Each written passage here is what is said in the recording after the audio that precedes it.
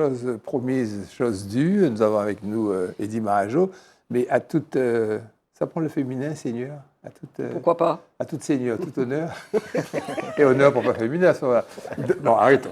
L'émission a commencé, on est sérieux. Bonjour Daniel. à tout le monde, bonjour et ravi d'être là. C'est tout. Ah, mais je ne sais pas, habituellement, tu me dis de ne pas t'interrompre. Emmanuel. Bonjour Gérard, bonjour à vous tous. Ravi d'être avec vous. Et comme je vous l'avais dit, Eddie Marajo. Ben, écoutez, je ne fais que confirmer le bonheur que j'ai, le calme et la sérénité que me procure cette émission. Par rapport aux autres? Il a dit tout court. En tous les cas, Daniel... Non, mais je peux me passer de réponse. En tous les cas, Daniel va nous parler du fait que l'eau que nous buvons en bouteille a subi des traitements hasardeux, étranges et bizarres pour masquer une contamination. Elle va nous parler de l'Afrique, avec de longues fiches, mais c'est pas la peine on n'aura pas le temps de développer tout. Mais par contre, une note de Ramayad, qui est bien, qui est intéressante. C'est bien reconverti à une activité, tu en parleras. Emmanuel va nous parler des demandes des agriculteurs auprès de l'Europe, parce qu'en fait, nous sommes Européens, quels que soient ces agriculteurs, et quel que soit l'endroit du territoire où ils se trouvent. Également de la baisse de démographie, de par le monde aussi, ça nous concerne, ça concerne tout le monde. On a l'impression que nous sommes les seuls à vieillir et à être tout seuls, encore survivants, avec très peu d'enfants qui naissent, mais enfin bon, c'est sûr. Et également de l'accès à l'eau, parce que ça paraît usuel. Et quand il y a une demi-heure de coupure, on monte au plafond. Donc, tu vas parler de l'eau, de l'eau potable dans le monde. Eddie va nous parler de la chambre du contentieux de la Cour des comptes qui épingle le MACT, un endroit que intellectuellement on adore et qu'on aime. Mais comme tu sais, tout l'aspect, le dark aspect des choses, l'aspect sombre des choses. Et également, tu vas nous parler comme tu es un féru d'histoire, les gens ignorent, mais ils oublient que tu avais sorti, tu sors encore. Que je sors une revue qui s'appelle Historia. Donc tu vas nous parler de la présence de la Martinique à l'exposition coloniale de 1931. Actualité.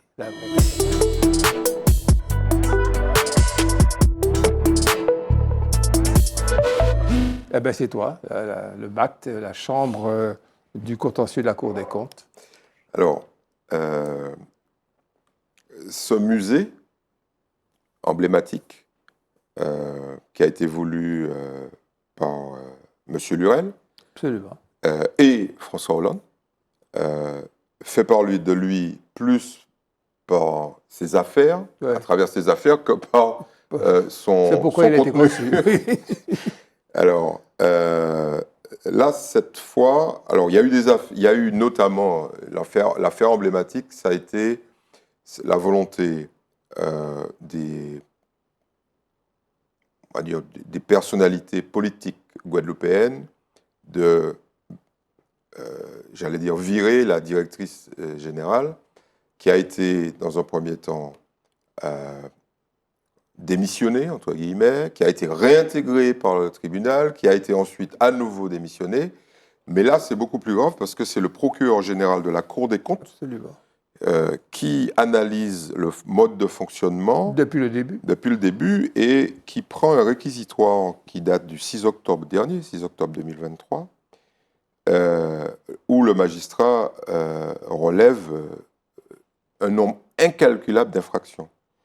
Alors, grosso modo, il résume ça sous le titre « Défaut général d'organisation et de surveillance ». C'est gentil, c'est même un euphémisme, parce qu'en réalité, derrière tout ça, il y a de la prise illégale d'intérêt, il y a du favoritisme, tout ce qu'on peut imaginer. On fait même des choses beaucoup plus graves que ça. Sont visés Georges Brédan et Harry Chalut, à nouveau, en tant que président du Memorial Act, Lorella Rincon, ou Rinson, je ne sais pas comment on prononce, qui était la directrice générale. Il y a d'autres noms qui apparaissent. Il y a Nina Gelabal, Gilda Gonfier, David Chamboulin, etc. Guy Losbar, Bernard Prankel, en tant que président de la SEM patrimoniale. Alors la SEM patrimoniale, c'est grosso modo une entité qui a été créée par le conseil régional pour gérer enfin, construire et gérer l'édifice. Et la SEM patrimoniale est également propriétaire d'un certain nombre d'hôtels. Enfin, quand on commence à mélanger la politique et le privé, alors il y a un nom emblématique derrière la SEM patrimoniale, c'est celui de Jean-Paul Fischer, que vous connaissez, qui a un peu défrayé la chronique à l'époque. Tout ça, mis l'un dans l'autre, c'est des scandales en perspective. Alors bon, je vais arrêter la description, et comme dirait l'autre, nomen non mun en radio, pour en tirer un enseignement.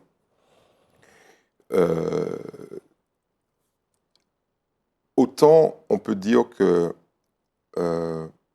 il y a dans le personnel politique, la très grande majorité du personnel politique martiniquais et guadeloupéen et guyanais, c'est ce qui nous intéresse en premier chef, il y a une très grande majorité de gens qui font leur travail de manière désintéressée. Il y a, par contre, des personnalités, en raison même de leur fragilité économique, parce que c'est ça, quand on commence à creuser, c'est ça, leur fragilité économique, leur dépendance à la ressource financière pour vivre, tout simplement, ces gens sont exposés à la corruption. Et dès qu'on touche à des secteurs où il y a une dépense financière, un engagement financier d'importance, donc on pense en particulier à toutes les délégations de services publics, en particulier. Dès qu'il y a connexion avec le privé, il y a des risques de corruption. Et là, en l'occurrence, il n'y a pas que de la corruption, ça va beaucoup plus loin. Et c'est un peu emblématique de cette espèce de dérive généralisée qui est illustrée par, je vous le recommande, un rapport de l'Agence française de corruption, anticorruption, qui indique très clairement que la corruption dans les Outre-mer est 5 fois plus élevée. Juste le critère qu'au niveau hexagonal, au niveau national, le critère qui est retenu, c'est tout simplement le nombre d'affaires traitées. C'est pas leur importance. C'est pas leur importance, c'est le nombre d'affaires. Et donc, il y a 5 fois plus d'affaires qui concernent les Outre-mer. Ça peut être de la petite corruption. Oui, bien évidemment. Mais c'est de la corruption quand même. Mais ce qui est intéressant, c'est que 65% de ces affaires concernent des hommes politiques, des hommes et des femmes politiques. Et c'est là, donc, contrairement à ce qui se passe au niveau national, c'est au niveau national, les éléments de corruption touchent majoritairement des acteurs privés, tandis que chez nous, ça touche des acteurs publics ou parapublics. Et ça, à mon avis, c'est le signe d'une dégradation structurelle des valeurs qui régissent le monde de la politique chez nous. Je voudrais apporter un bémol et préciser qu'il y a aussi un élément qu'il faut ajouter, c'est aussi le manque de connaissances. Le monde politique a été, oui... tu es méchant. Non, manque de connaissances, manque de formation, manque d'éducation. Le monde politique a été envahi par beaucoup de petites personnes qui n'ont pas beaucoup de capacité à théoriser ce qu'ils font et à s'informer, à se renseigner. Donc ils sont fragiles. Et donc ils sont fragiles par le manque de connaissances. C'est pas parfois ça qu'ils sont malhonnêtes, ils commettent des erreurs fondamentales. Daniel ? Oui, juste une précision, que la juriste que je suis, c'est que le rapport de la Cour des comptes, ce n'est pas une mise en examen. Donc les personnes dont tu as cité le nom ne sont pas mises en examen. Et j'ai pointé le doigt sur le fait que... Je pense qu'il est important de le préciser. Oui, tout à fait. Mais attention, il y a derrière, bien évidemment, des articles 40 qui sont partis. Oui, il y a une propension, pour ajouter à ce que tu dis, il y a une propension de suivre les réquisitions du procureur de la Cour des comptes. Encore, en tous les cas, sûr que le procureur de la Cour des comptes elle-même, il est suivi. Bon, la Chambre régionale des comptes, ça c'est autre chose, on ne sait pas. Emmanuel... En sachant quand même qu'à partir du moment où c'est la Chambre du contentieux de la Cour des comptes notifie des mises en cause, il faut qu'il y ait quelque chose qui se fasse. Ça veut dire qu'en clair, il y a des suites judiciaires quasiment obligatoires. Pour ça, certainement.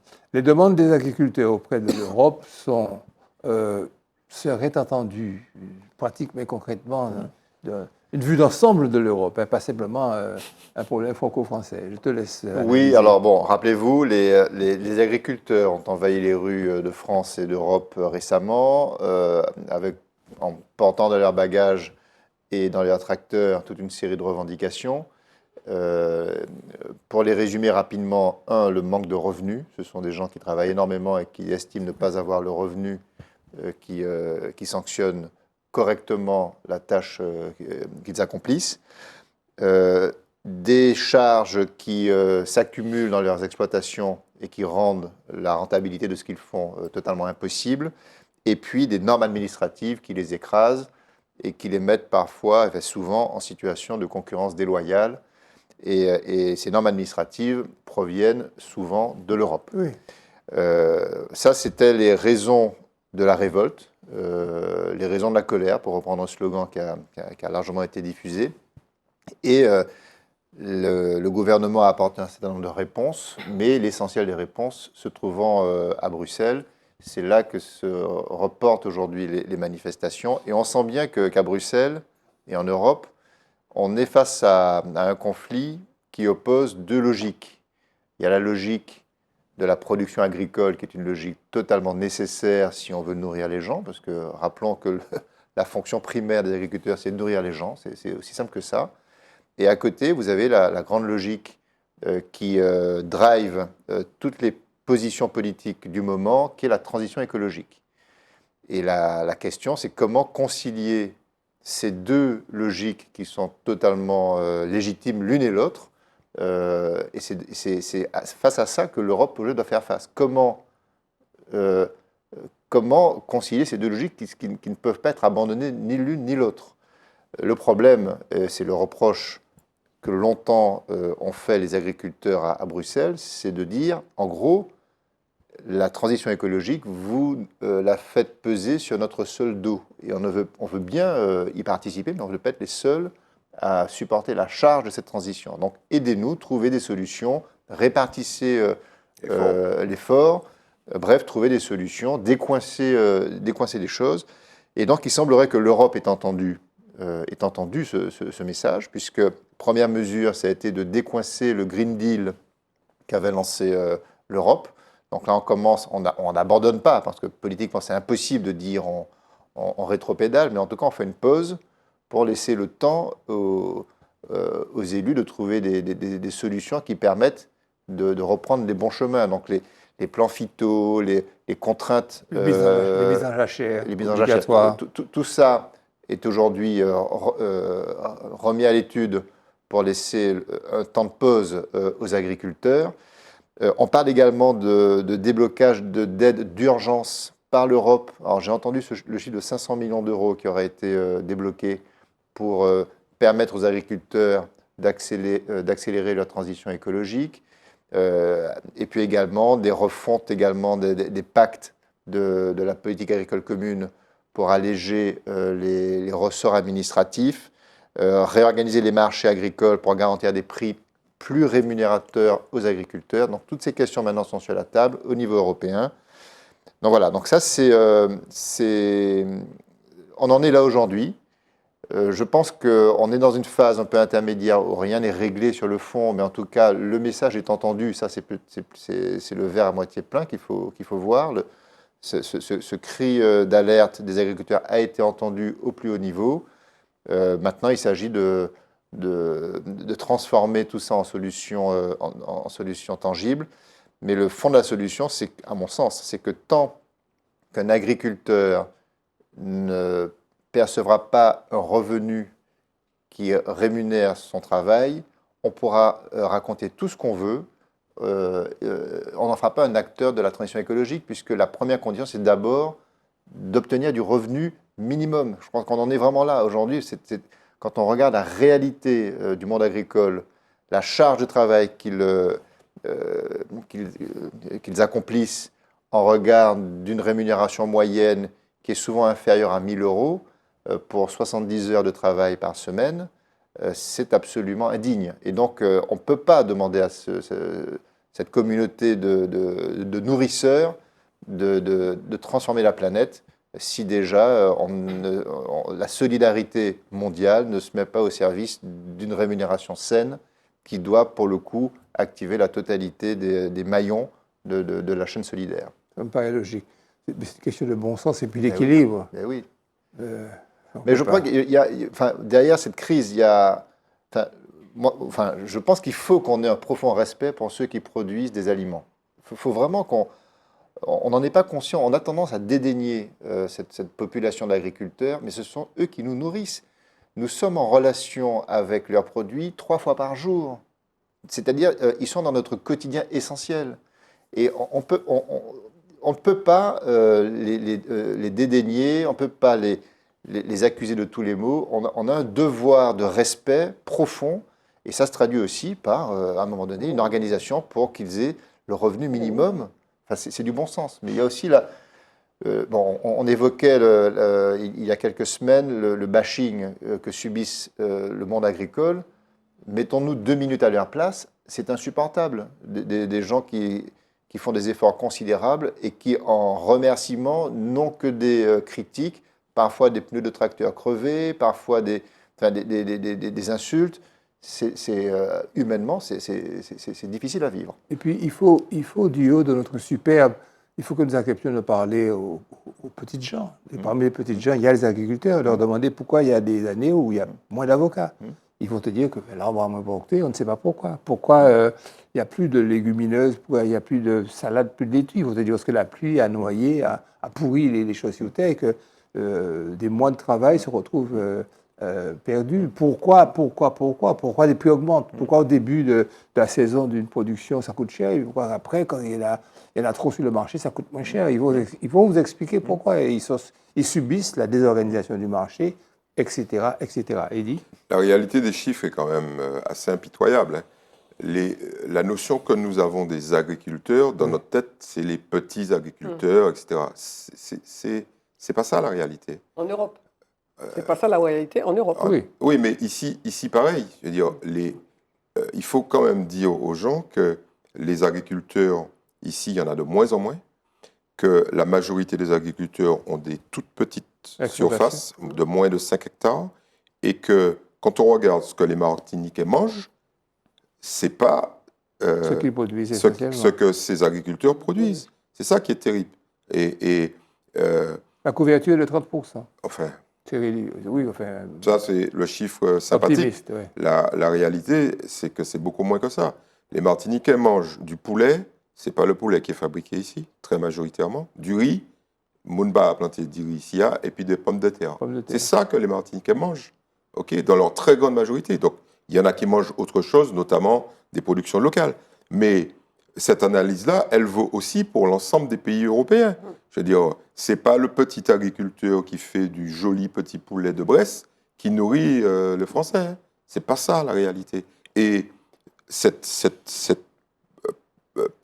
corporation-là, ce qu'elle manifeste là, c'est les derniers soubresauts avant une disparition totale. Parce qu'elle va disparaître. Tout aussi optimiste qu'il dit. Daniel va nous parler de la production d'eau en bouteille et tout ce que ça cache. Oui, il y a de quoi faire un véritable feuilleton avec l'eau. Et donc, on a déjà eu l'occasion d'en parler ici et on en reparlera, puisque l'eau donne lieu à toutes sortes de dérives. Là, en l'occurrence, il s'agit des sociétés qui produisent de l'eau embouteillée. Et selon la directive de la santé, il y a 3 types d'eau. Il y a les eaux minérales naturelles, il y a les eaux de source et il y a les eaux qui sont traitées pour être consommables. Et il s'avère qu'en décembre 2020, un employé d'une grande société, une société multinationale qui s'appelle Alma et qui produit un certain nombre d'eau, écrit à la répression des fraudes pour leur dire écoutez, je vous signale que normalement, s'agissant des eaux minérales, il y a des traitements qui sont interdits, puisqu'ils sont réservés aux eaux qui doivent être rendues potables au robinet. Donc, les eaux qui sont en principe être pures, naturelles, n'ont pas besoin. Donc, elles ont l'interdiction d'utiliser notamment des filtres à charbon et des filtres anti-UV. Donc, en quête de la répression des fraudes, Et on découvre qu'effectivement, cette entreprise utilise cela.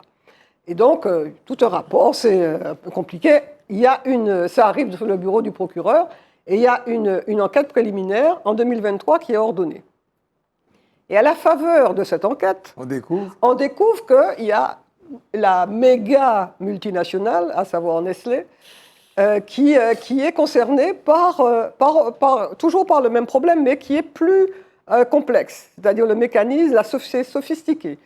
Alors, il faut rappeler que Nestlé représente le tiers de la production des eaux embouteillées en France. Et donc, on découvre que non seulement elle a utilisé ce qu'elle ne devait pas utiliser, mais qu'elle l'a dissimulé. C'est-à-dire que quand les enquêteurs sont venus, c'est camouflé pour qu'ils ne voient pas. On leur donne des échantillons, mais qui ne sont pas les bons. Donc, il y a tout un système. Et pourquoi, ce qui est important à savoir, pourquoi utilisent-ils ces filtres qu'ils n'ont pas le droit d'utiliser? C'est parce que l'eau est contaminée, alors qu'elle ne devrait pas l'être. Elle est contaminée, donc ils utilisent les produits qu'on utilise pour les eaux qui doivent aller au robinet décontaminés, ils les utilisent pour en fait décontaminer leur eau qui n'est pas contaminée. Et ils continuent à les faire payer au prix de l'eau minérale. Alors ou de l'eau là aussi, il y a enquête. Deux questions peuvent se poser. La première, quel est le risque sanitaire? Alors le risque sanitaire, mais c'est ce qui est paradoxal, c'est que l'ARS dit le risque est plus grand maintenant qu'ils disent qu'ils ont arrêté qu'avant. Parce qu'avant, ils utilisaient les produits qu'ils n'avaient pas le droit d'utiliser, donc c'était une fraude. Ils ont caché, c'était une fraude, mais au moins ça protégeait les eaux. Le consommateur. Tandis que maintenant qu'ils arrêtent, il y a un risque de contamination des eaux.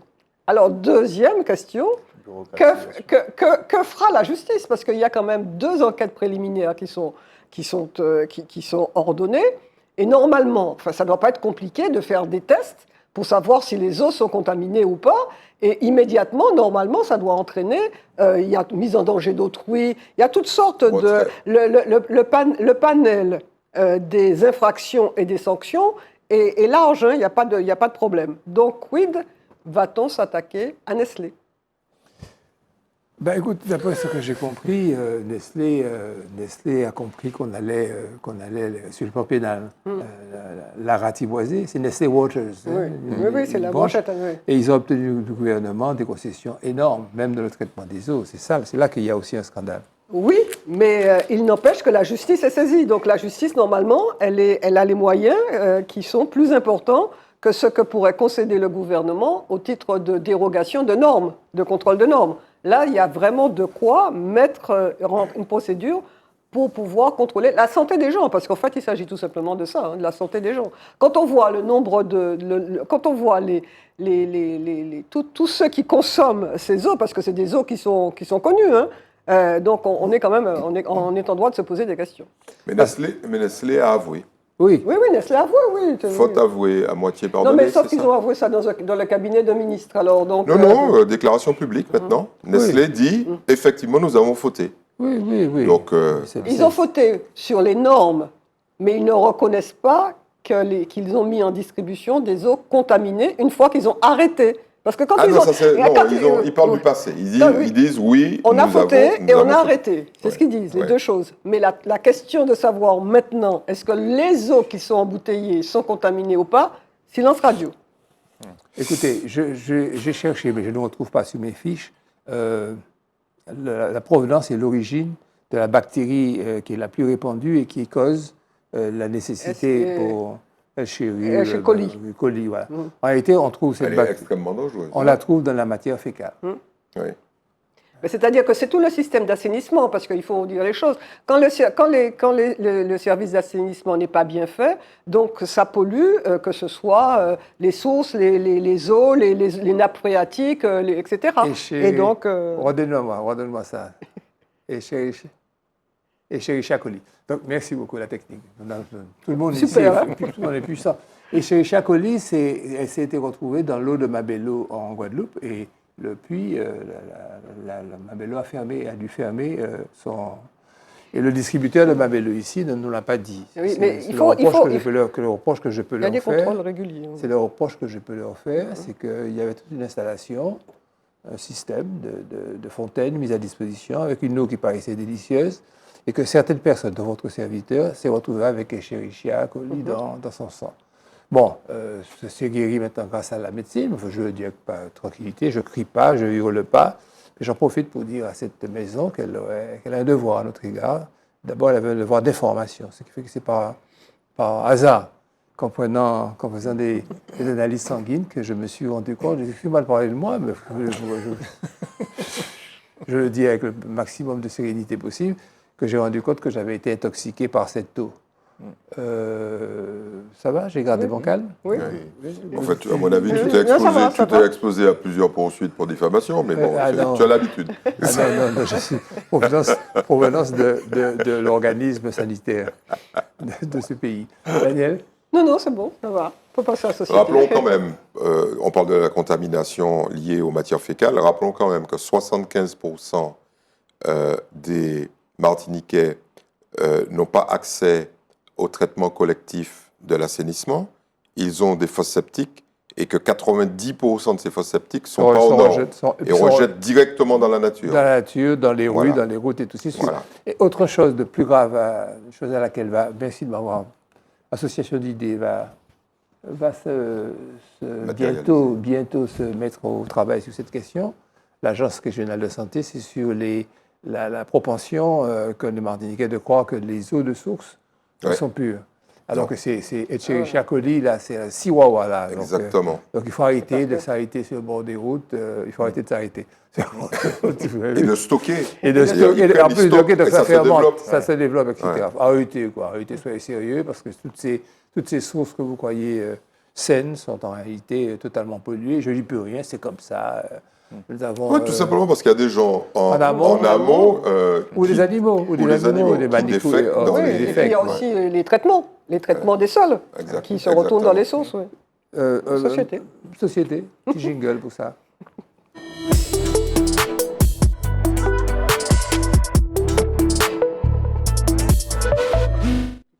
Démographie, une baisse spectaculaire de la fécondité dans le monde en 20 ans.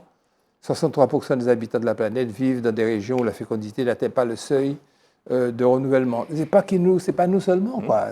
C'est un problème mondial. Oui, alors il y a deux notions. Il y a la notion de démographie et la notion de fécondité. Aujourd'hui, la planète compte 8 milliards, un peu plus de 8 milliards d'habitants.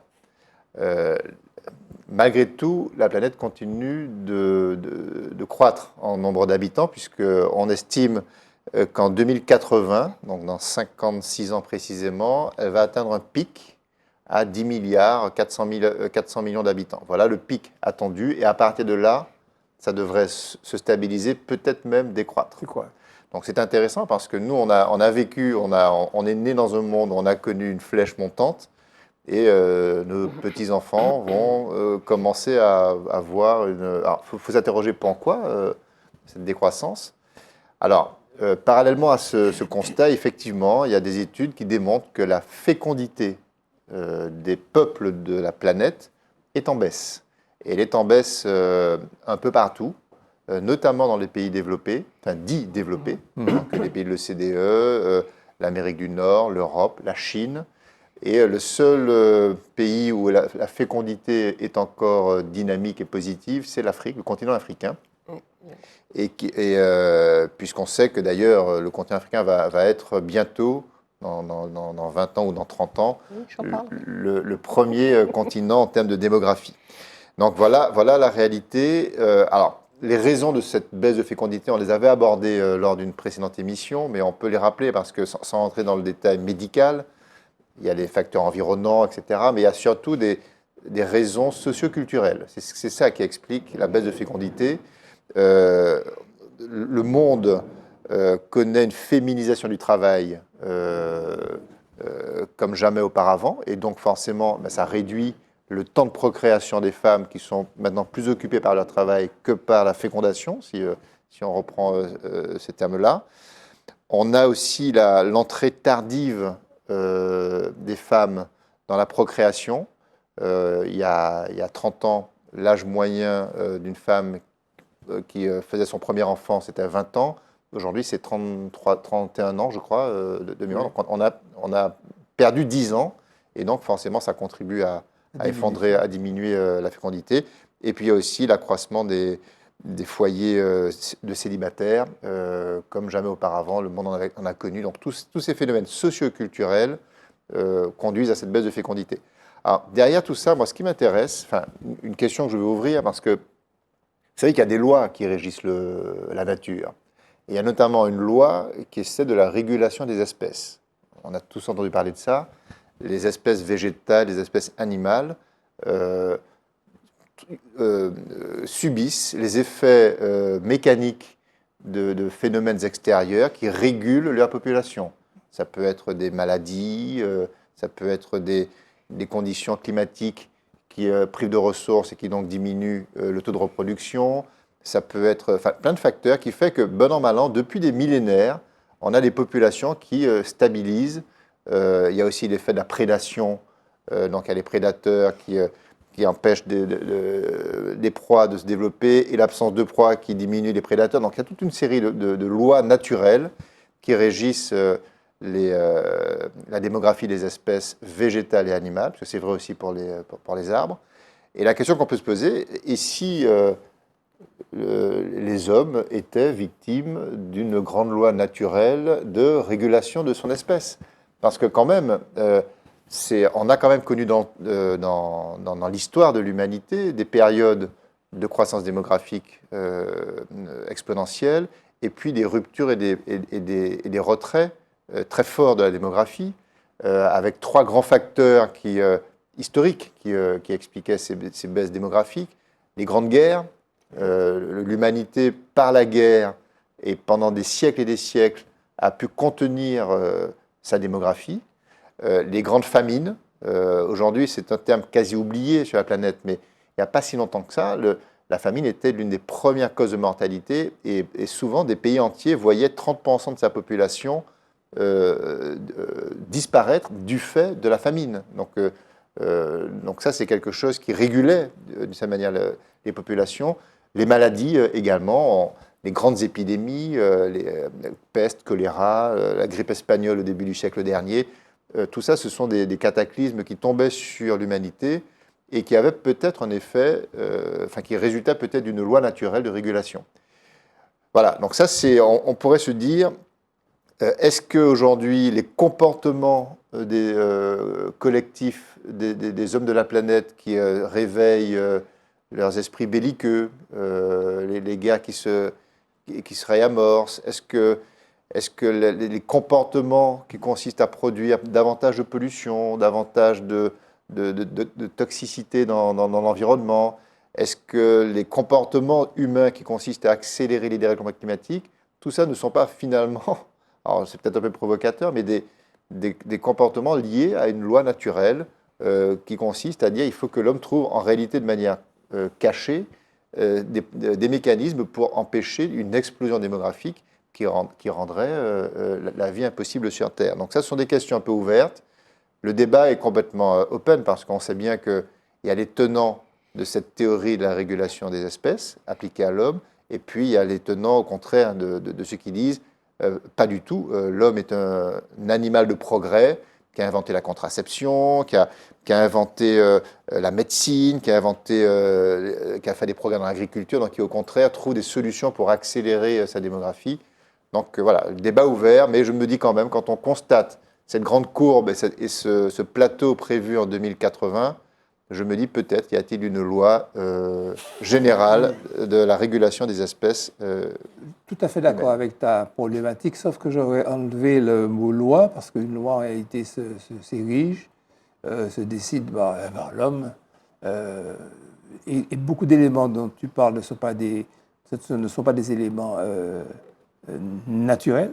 Mais il y a aussi beaucoup d'éléments qui émanent de l'homme. Alors, est-ce qu'il y aurait une proportion? Est-ce qu'il y aurait eu un schéma? Est-ce qu'il y aurait une tendance? Tout à fait d'accord avec l'expression générale de ton idée, qu'il y a une sorte Alors, ou alors j'accepte l'expression. La loi de la gravité, c'est une loi Au naturelle. sens mathématique. Oui, c'est pas. Oui, d'accord. C'est ça. Ouais. Oui, bien. Il y a un petit élément qui me semble intéressant, parce que ça, c'est la vision optimiste, qui aurait quelque chose...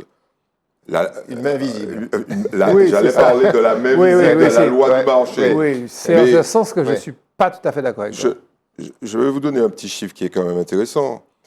Il y a 400 000 Martiniquais, ou 300 000, c'est pas grave. Si on les met debout, chacun, dans 1 mètre carré, ok, on est parti sur le fait qu'on puisse mettre l'ensemble de la population martiniquaise sur 40 hectares.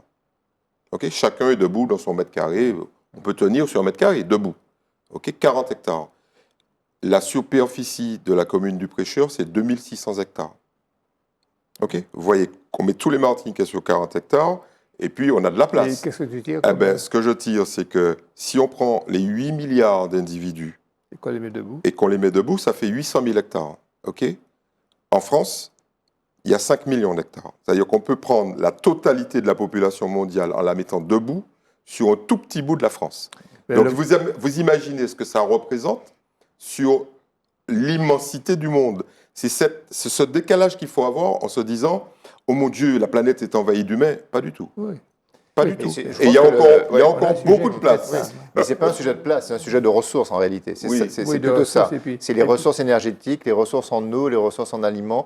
C'est plutôt ça qui peut être le point de limite. Oui, non, mais c'est ça. Là aussi, il y a des arguments. C'est-à-dire que tu imagines que l'immense majorité de la planète, non seulement n'a pas encore été découverte en termes de ressources physiques, mais surtout pas exploitée.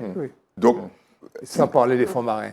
L'Afrique face à de multiples défis, et puis également une note de Ramayad qui est très intéressante.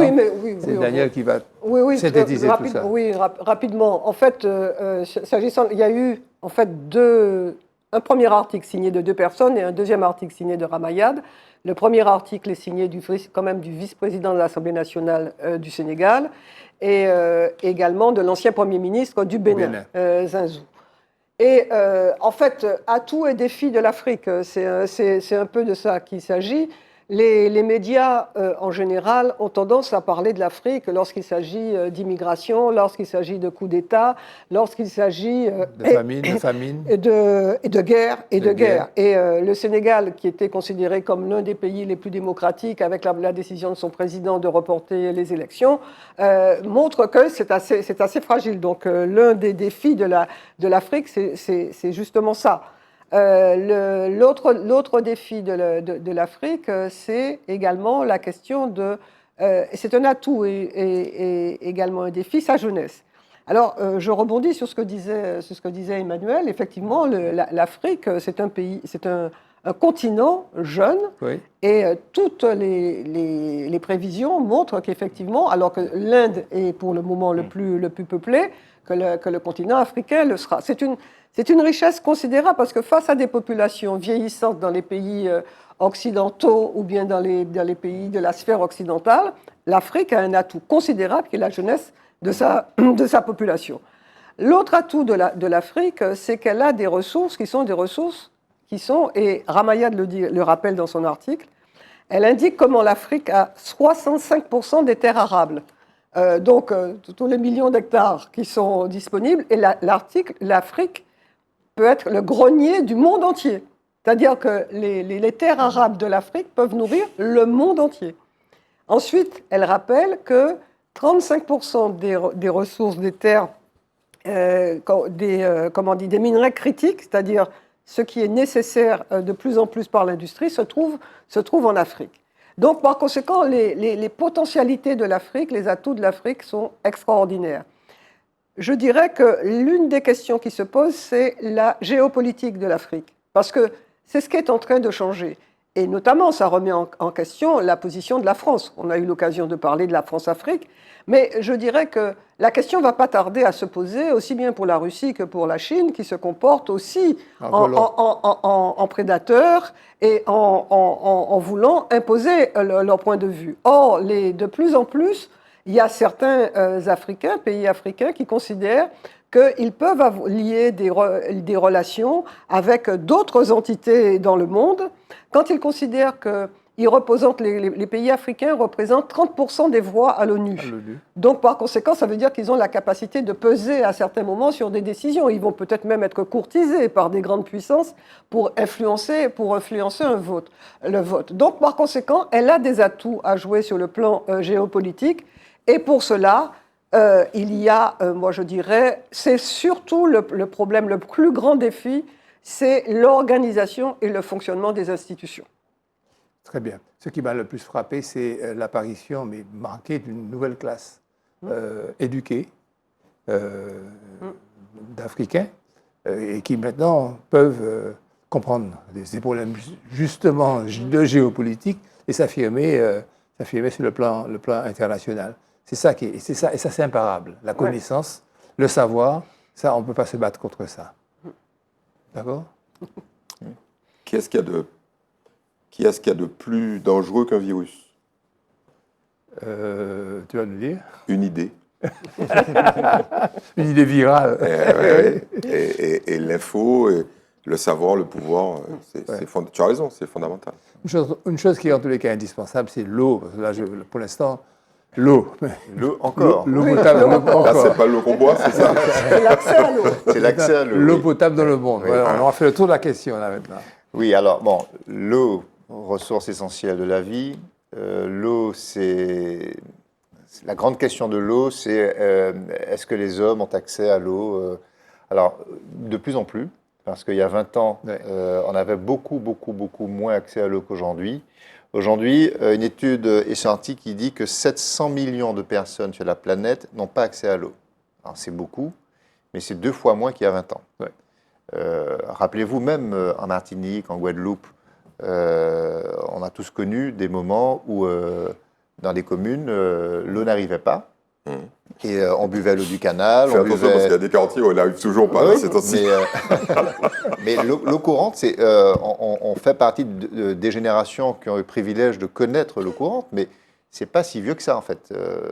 Bon voilà, donc c'est quelque chose ça fait partie de notre quotidien aujourd'hui. On a l'impression que ça a toujours existé. En réalité, il y a 40 ans, on n'était pas là. 40 ans. Absolument. 1984. C'est-à-dire hier. Exact. Voilà, donc 700 millions, donc 9% de la population mondiale n'a toujours pas accès à l'eau. Alors, à l'eau potable.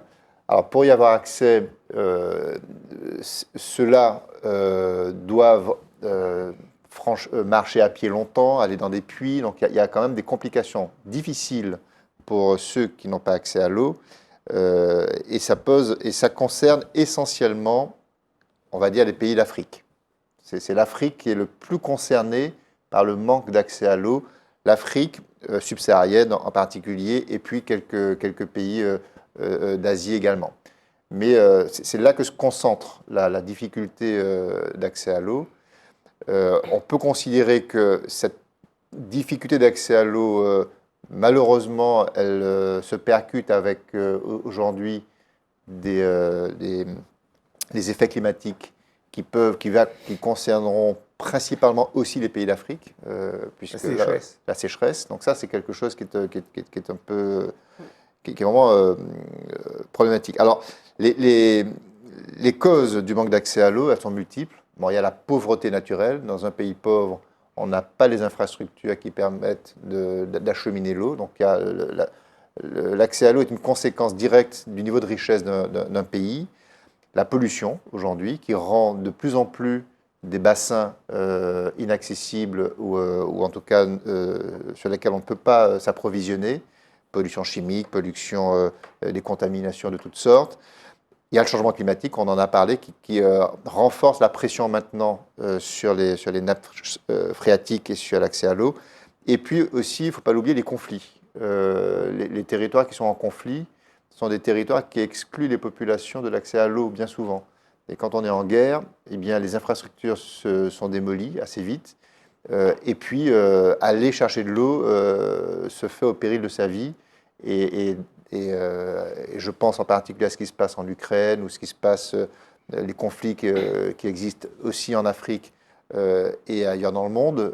Bon, à Gaza, n'en parlons pas, mais imaginez la difficulté pour pour les Gazaouis d'accéder à l'eau simplement. C'est un parcours qui devient quasi impossible. Très bien. On a traité la question de l'eau, la question hydrique.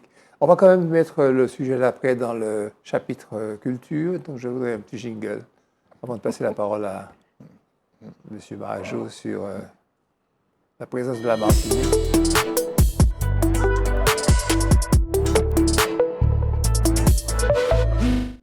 Je pense que c'est toi Comme je le disais, la présence de la Martinique à l'exposition coloniale de 1931. Oui, je voudrais donner un chiffre sur les océans, parce que la majorité de l'eau, c'est quand même les océans. Ça ne pèse que 0,025% de la masse de la planète. Donc les gens qui pensent que les océans, c'est massif, ça couvre 75% de la planète, c'est clair, mais c'est ridicule par rapport au poids. À la masse. Et le nombre de mètres cubes est ridicule par rapport au nombre de mètres cubes de la Terre. Bon. La place, alors je relis le sujet. Quelle présence de la Martinique à l'exposition coloniale de 1931. Alors, bon, tu es habitué, j'ai pris ça à l'envers. Et je souhaitais parler de ces fameuses expositions coloniales, quand même. La Martinique, dans cette exposition, ne représente qu'une toute petite partie des territoires de la France de 1931. Rappelons quand même le contexte.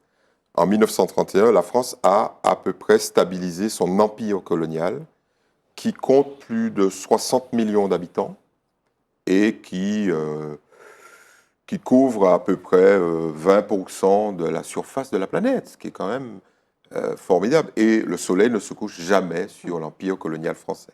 Bien, mais comme vous le savez, nous sommes à la veille d'explosion de tout ça, puisque les revendications post-guerre 14-18, les revendications identitaires, les revendications nationalistes sont en gestation. Oui. D'ailleurs, un certain nombre de pays ont eu leur indépendance après cette fameuse guerre 14-18, parce que s'il y a un empire qui a explosé après la guerre 14-18, c'est l'empire ottoman. Et donc, un certain nombre de pays qui avaient été conquis par les Turcs ont acquis leur indépendance. Et leurs voisins qui, eux, n'étaient pas sous domination turque, mais sous domination occidentale, donc Royaume-Uni, France en particulier, se disent « pourquoi pas nous ?» Et donc, l'exposition coloniale de 1931 est vécue comme une énorme provocation, parce qu'il s'agit d'un show à destination, c'est de la politique de communication interne, c'est « Messieurs les Français, Mesdames les Françaises, regardez comme nous sommes puissants.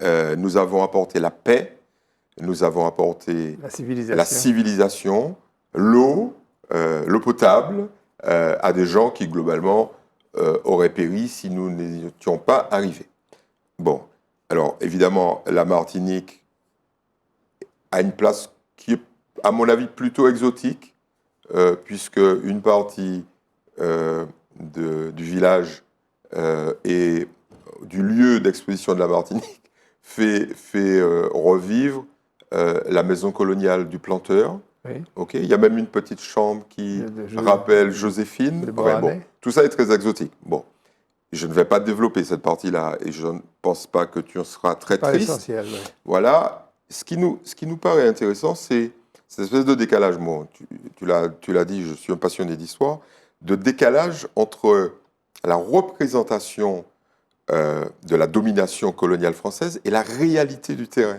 C'est ça qui est terrible.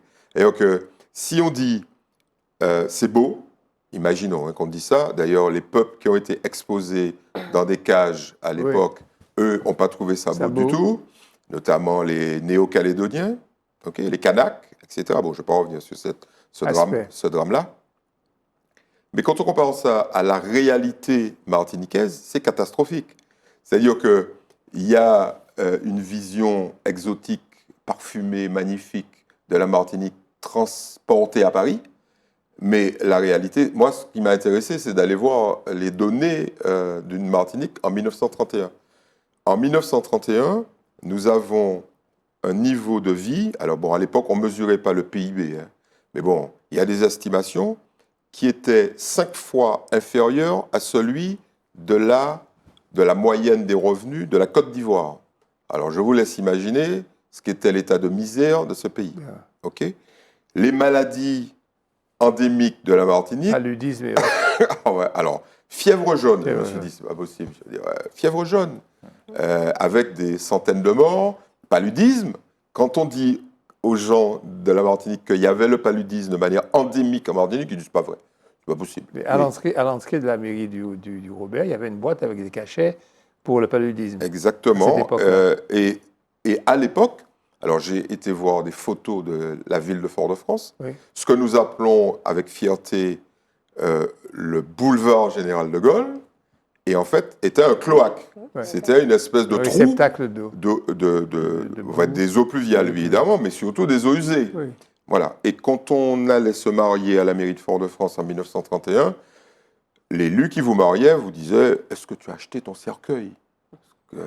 Parce que ça va tellement vite que ta femme, parce que c'est souvent les hommes qui mouraient davantage que les femmes à l'époque, ta femme ne peut pas se retrouver toute seule à payer un cercueil, donc achète ton cercueil.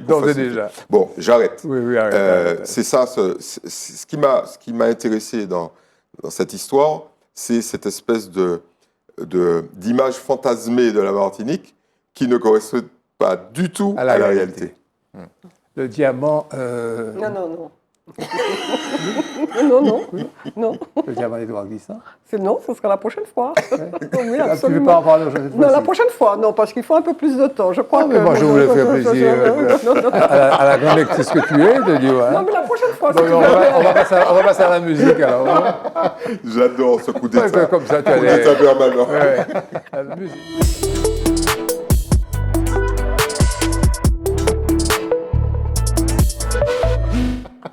Alors, vraiment très peu de musique parce qu'il ne reste pas beaucoup de temps d'un groupe qui s'appelle Masque à Clé de Guadeloupe.